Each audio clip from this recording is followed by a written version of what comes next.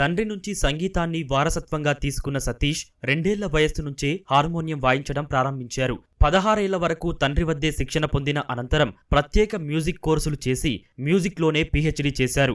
అందరికన్నా కాస్త భిన్నంగా ఉండాలనే ఉద్దేశంతో పియానోలో ప్రయోగాలు చేస్తూ వచ్చారు. అలా 150కి పైగా ప్రపంచ రికార్డులు సొంతం చేసుకున్నారు సతీష్.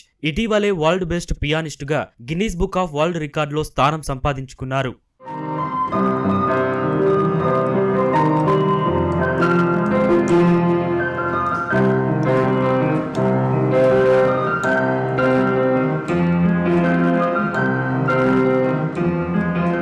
మ్యూజిక్లో డాక్టరేట్ చేద్దామని చెప్పి నేను రీసెర్చ్ స్కాలర్ కింద మ్యూజిక్లో పిహెచ్డి స్టార్ట్ చేశాను.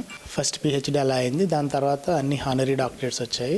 10th honorary doctorate is the highest doctorate for me. అంటే యాక్చువల్గా నేను గవర్నమెంట్ కాలేజీలో లెక్చరర్గా చేశాను.